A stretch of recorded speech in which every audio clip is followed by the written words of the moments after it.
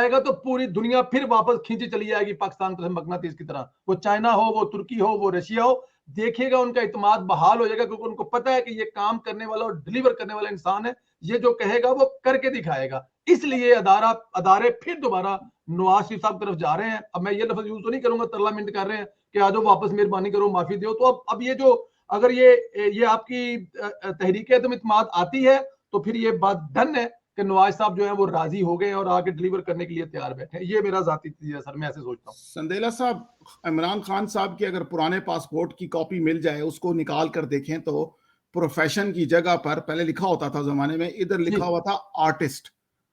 अच्छा जी। हाँ, एंटरटेनमेंट। ये पहले भी मैंने बताई है बातें, मगर लोग भूल जाते हैं कि उनके पासपोर्ट पे लिखा हुआ एंटरटेनमेंट इंडस्ट्री, आगे स्लैश लिखा आर्टिस्ट। अच्छा, एंटरटेनर। तो ये आर्टिस्ट और एंटरटेनर का जो काम होता है वो ये होता है कि वो पहले तो खूब नाचता है, फिर मसाइल आते हैं तो छुपता है, और जब उसने एग्जिट लेने होता है तो पूरी बिल्डिंग में बम लगा के निकल के भाग जाता है ना।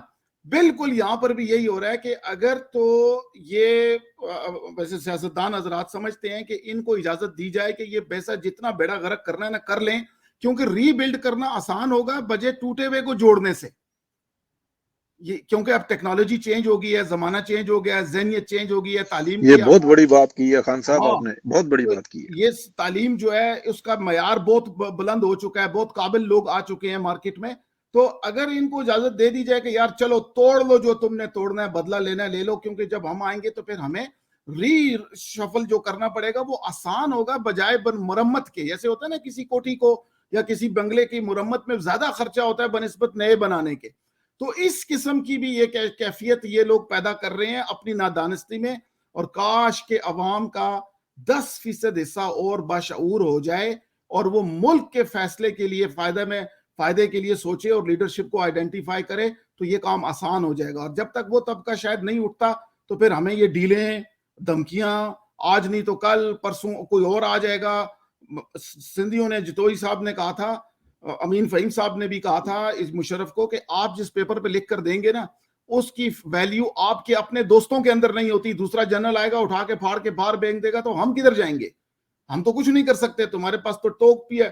तो ये वजह है कि अवाम की एक फसील, एक हद जरूरी है, परसेंटेज सियासत को भी प्रोटेक्शन देने के लिए। सारा कसूर इस अवाम का ही है और सारा ये भूख भी इन्हीं के सर पे आ रही है। तो लिहाजा इनको उठना चाहिए, और अगर नहीं उठते तो उसका फिर जवाब मेरे पास जो है वो कौमी लेवल का नहीं है, वो शख्सी लेवल का है, क्योंकि उसके अंदर ऐसे गलत लोग बैठे हुए हैं अवाम की लीडरशिप के अंदर कि जो वो एस्टैब्लिशमेंट का हिस्सा ज्यादा है, अवाम की नफ्सियात का हिस्सा बिल्कुल भी नहीं है, हसन निसार साहब जैसे। हाँ, इसमें कोई शक नहीं है किसी किस्म का। सर आखिरी सवाल है, अरशद साहब ये बताइए जरा, पाकिस्तान पीपल्स पार्टी तो कहती थी कि इन हाउस तब्दीली आनी चाहिए, लॉन्ग मार्च इस्तीफों के खिलाफ थे, उन्होंने पीडीएम से पहले 27 फरवरी को लॉन्ग मार्च का ऐलान कर दिया। किस ताकत की बिना पर किया है? कौन सी स्ट्रीट पावर है पाकिस्तान पीपल्स पार्टी के पास?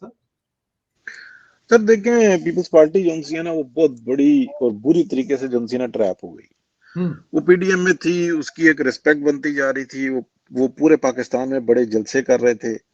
उसी दौरान में आपको और हमें बड़े अच्छी तरीके से याद है, लेकिन दोहरा देते हैं, किस तरीके से उनको एक प्लान दिया गया कि जनाब अगले इलेक्शन का रिजल्ट ये होगा, इतने % सीटें आपकी होंगी, इतनी पीएमएल